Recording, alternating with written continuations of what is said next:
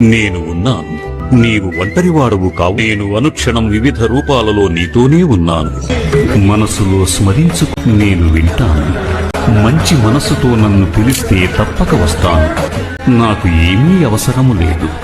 ఒకవేళ మనసును శివమయంగా మారిస్తే ఆ మనసే శాంతి నిండిన కైలాస శిఖరం.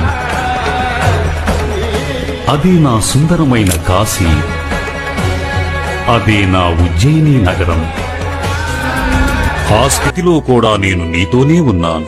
నీకు కలిగిన కష్టాల వేదన నేను కూడా అనుభవించాను. ఈ తలను నిమరవలసిన అవసరము నాకు ఎన్నడూ కలుగలేదు. ఎందుకంటే నిన్ను నా గుడి నుంచి క్రిందకు దింపనే లేదు. నేను ఉన్నాను, కానీ నేను లేను. లేనిదంటూ ఉంటే అది నేనే.